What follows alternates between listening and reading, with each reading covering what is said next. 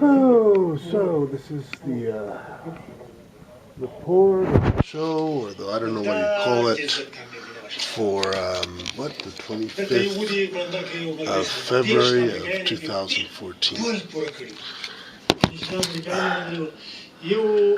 My mother is in Mexico City in the temple in Xochimilco. The kids are also there. They're coming back today. Should be here any time. Sissy is upstairs sleeping.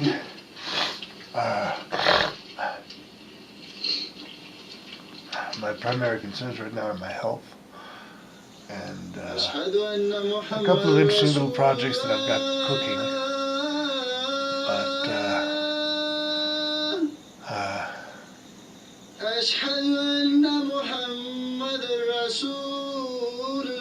Yeah.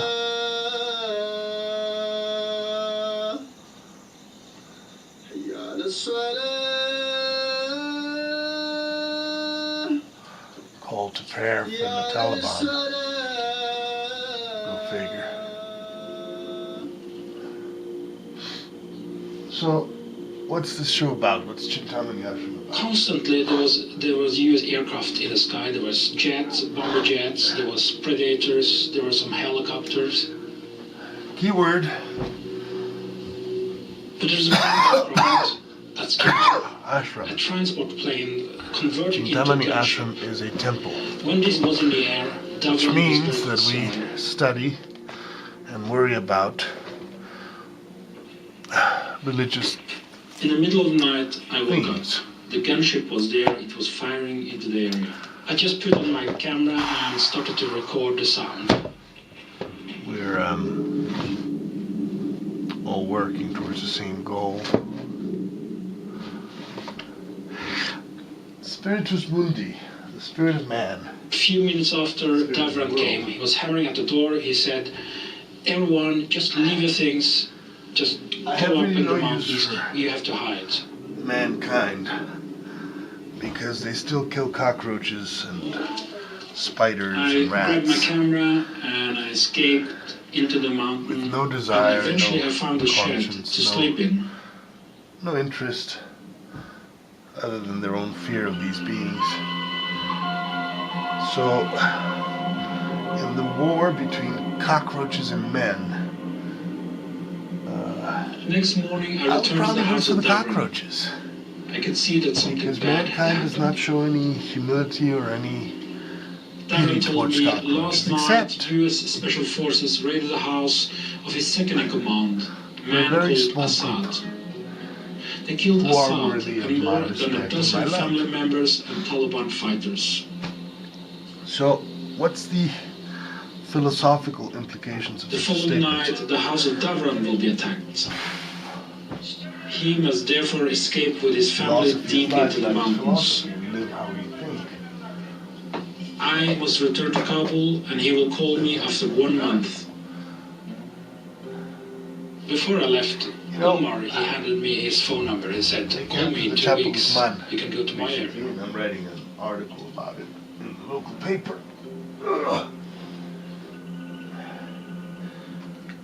Where I tell them basically that I feel until all substances are not legal, the war on drugs is just going to keep growing, because the market for these drugs is going to keep growing, because they're not taking drug abuse as a health issue, they're taking it as a moral issue, and therefore an issue with the police and the army and the courts.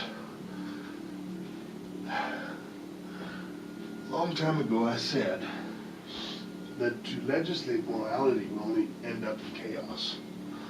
The reasons to legislate morality come from religious sources. There's always an interest from some group or another to make their religious point of view accepted or taken seriously or whatever. For instance, in the issue of polygamy. Polygamy is a well-accepted practice in many parts of the world before the advent of Christianity and the churches and all that. And what's funny about it is that if you read the Bible carefully, which I try to do, you will find absolutely nothing to decry polygamy as a spiritual or moral crime. So you have to wonder, where exactly does this punishment of polygamy come from historically? Since I haven't studied the subject, I will not venture an answer. But I would probably think it happened in Europe somewhere, because, let's see, the Hindus were polygamous, the Muslims were polygamous, the Chinese were polygamous, the Mexica were polygamous. So I'm guessing somewhere in Europe, and I'm guessing somewhere around the 1400s. Don't know. Have to study the issue. So somebody at that time and place decided that being polygamous is just not right with God. And they managed to convince their friends, and so on and so forth. And suddenly we're having the Utah police arresting Mormons for having more than one wife. And because their wife is above or below a certain age,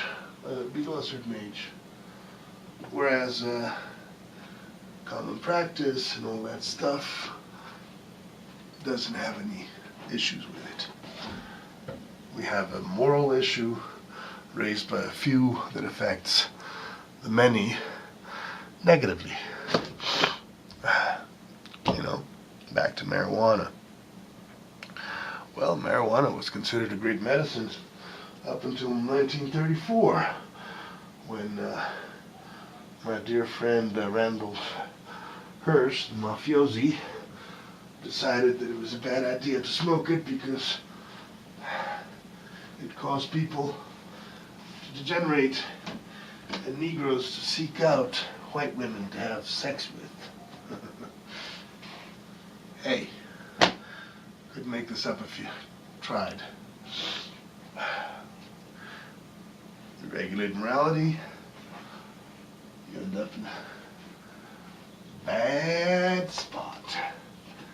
Bad place. On the other hand, nobody likes to see young women being sold or having their clits operated, etc., etc., etc. At least nobody in my groups of friends. So there's got to be some type of agreed perception of reality for the society to be functioning. And now we have a world society, we have a global society, whether we want it or not. We all have to get along.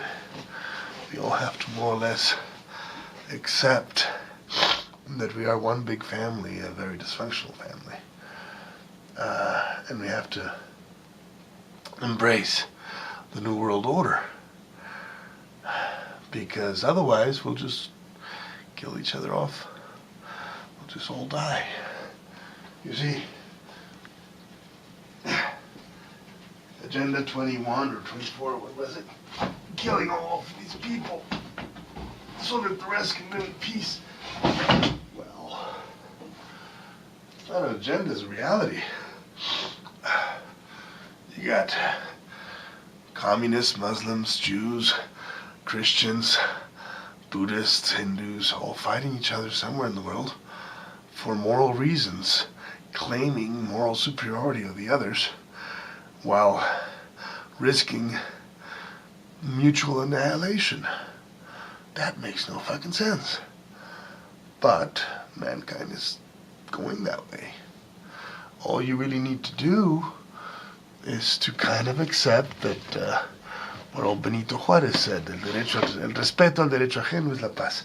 The right to another person's, the respect for another person's rights means peace. Yeah, that's the deal there, see? Now,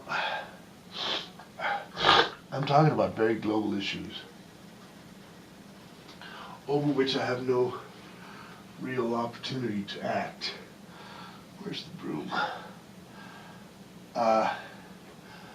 Giving you my opinion on subjects which I can't really change or modify or make different or better.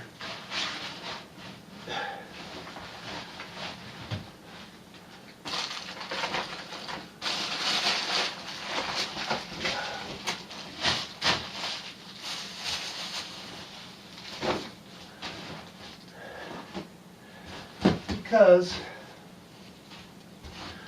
my profession, my chosen profession, is a writer. And writers write about what they feel about.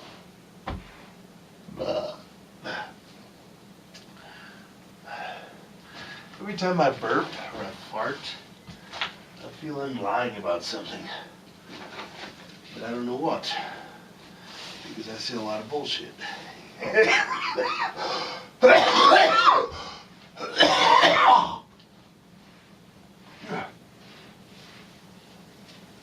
So, how are we going to end the conflict between the worlds, the nations, the peoples?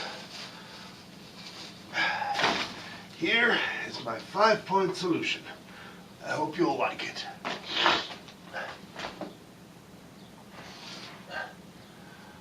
Number 1.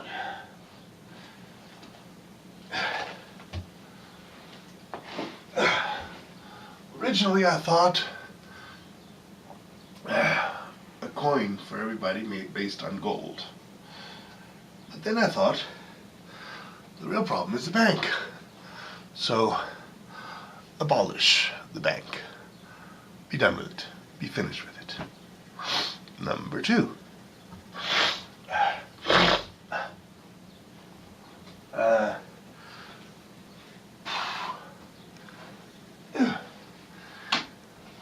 Borders. Abolish all borders. Any human being has the right to go anywhere he wants on the planet Earth. And those who would stop him from going there are the bad guys.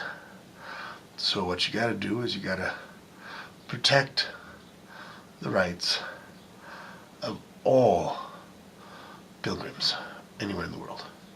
That means Koreans can go to Japan, Japanese can go to China, Chinese can go to Uzbekistan, Uzbekis can go to Chechnya, and nobody needs to be impeded, controlled, etc., etc., etc. Now, if somebody destroys something somewhere in the world, it is not an act of a group of people, it is an act of one man. If a group of people destroy another group of people, as a group, it's an act of a group of people. But you know, folks who pulled the trigger usually are not many that have the finger on the trigger, it's just one that has the finger on the trigger. And that person should be held accountable for his own crime of murder, in spite of everything that is going around them. That means police, army, all the people that are protecting their nation there are held accountable for the deaths of everybody else that is not them.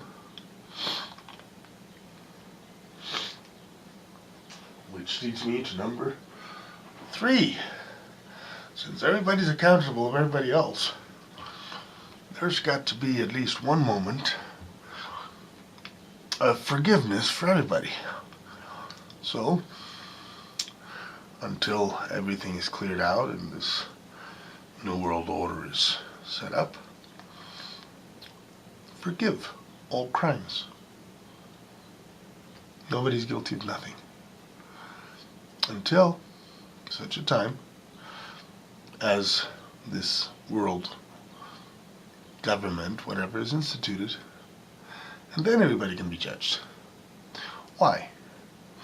because Afghanis, gringos, Mexicans, Chinese, Russians, they're all going to want to be exonerated of their crimes in the name of national security from their nation.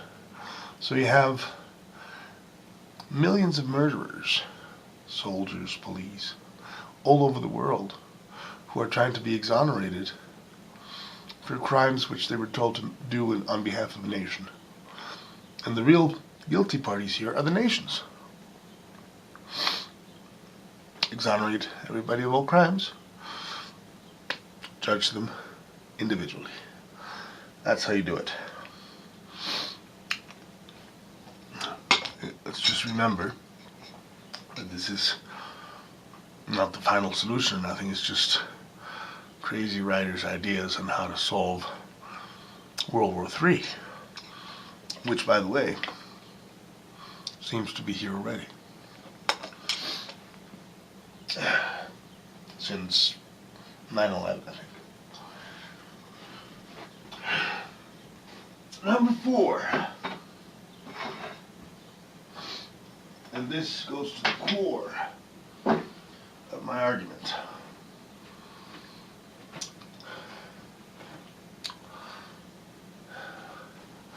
There are no consensual crimes. If a person wants to get himself all drunk, stoned, fucked up, whatever he wants to do, and he doesn't harm anybody in doing it. In other words, he goes to his house, he ODs on heroin. Why should he be punished for it? We cannot legislate, we should not legislate a moral code, because the moral code must come from within, not from without.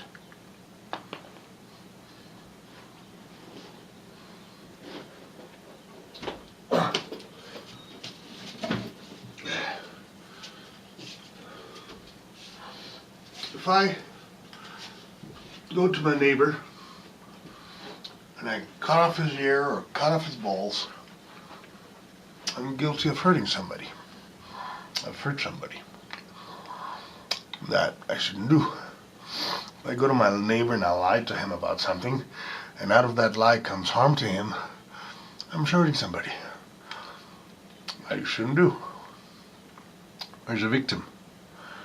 There's an active victim in that crime. But if I don't know, if I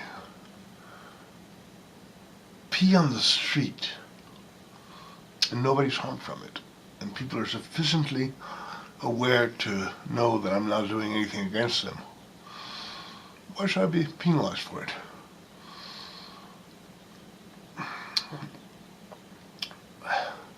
Moral offenses can be as ridiculous as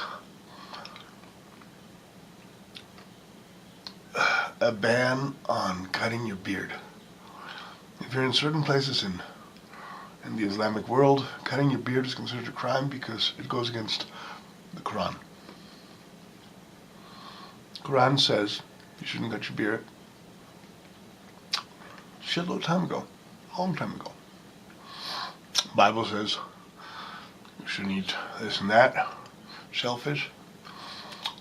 Bhagavad Gita says that we all are made of 3 gunas: ignorance, passion, and kindness. And we're not any of those. So, everybody has an opinion as to what's real and what is not.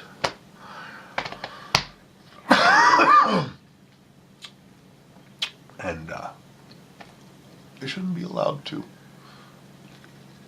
bring down or punish those who have a different opinion, especially if nobody's hurt in the process. Now, you go to a kid, you cut their penis when they're born. You have to ask that kid as an adult, hey, did it hurt you?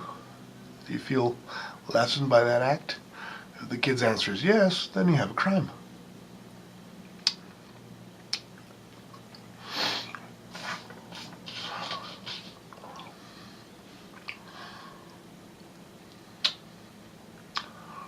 Yeah. A collective consciousness based on compassion. That would be the job of the Buddhists. And they probably would spearhead very well this collective, because their compassion spreads in very different zones of comfort for everybody. On the other hand,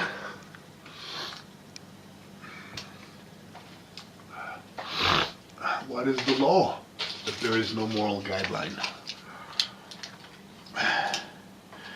Well, it has a name. If it harm none, do what thou wilt. If it harm none. Now, here's the funny thing about if it harm none. I really like this part.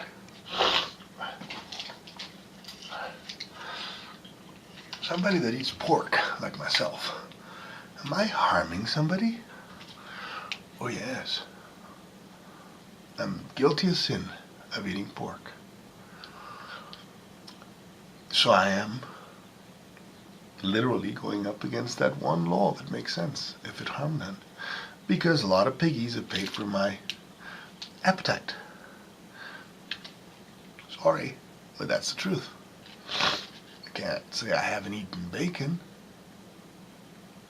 And eating bacon definitely harms a pig.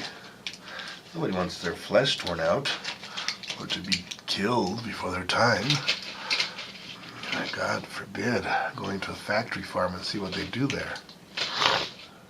So, I did say there was 5 points. How many we got? Abolish banking.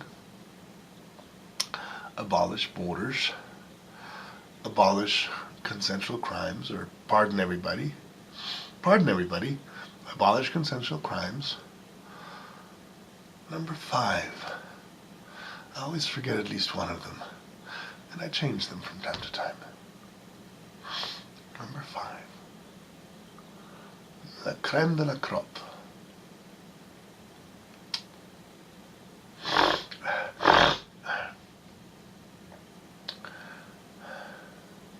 What about a new one? What about destroy all weapons? I like that one. Turn the swords into plowshares. Whoa, that's a good one. Destroy all weapons. That works. 5-point solution to save the world. I'll review it. I see if I like it. Really, I'm a writer. I write things.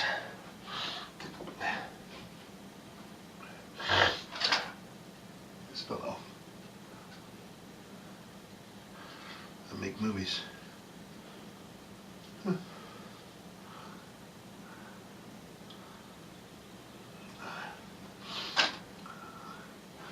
Next month, I have a sacred mission to go and find the horns of the helmet, the crown of Inmersul. What about if I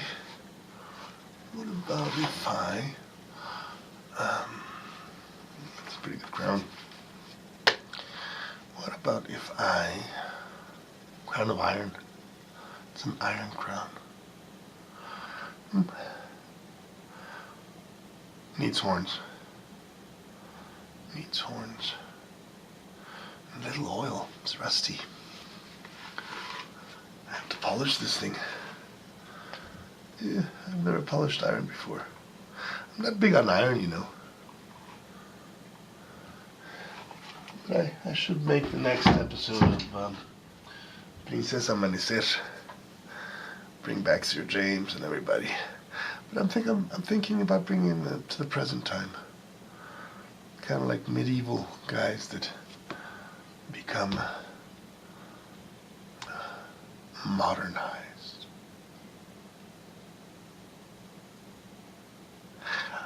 I think I'm going to leave this camera roll. There's going to be a lot of silence, but maybe, just maybe, if I point the camera just to this spot right here, giant tentacle will pull out.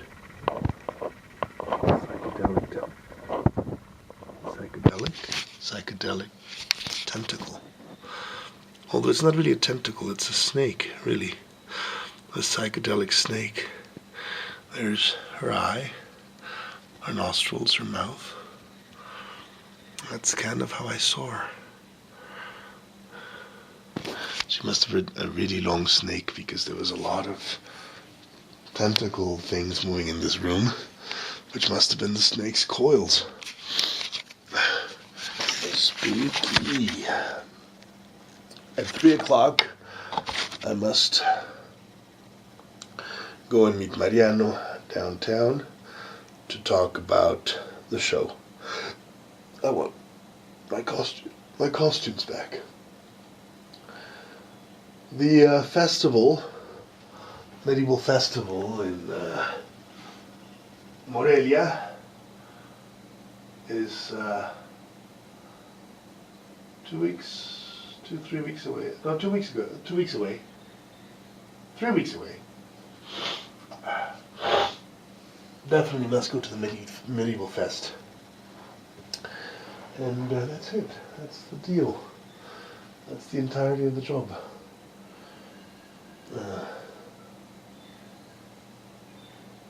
That's the deal. That is.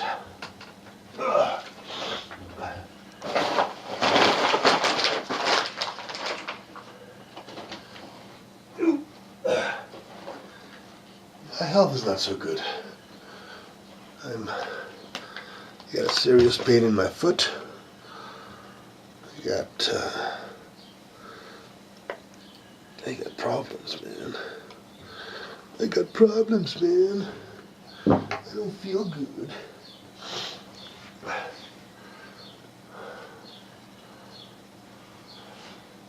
Tiamat on the TV. Oh, and then say, oh,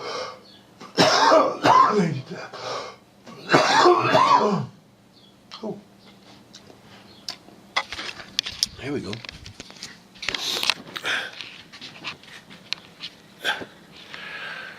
Mother. Here's Mother. And behind her, obviously, Dad. Yeah. Funny, ain't it? But this video is almost over. So I guess I'll finish it with her.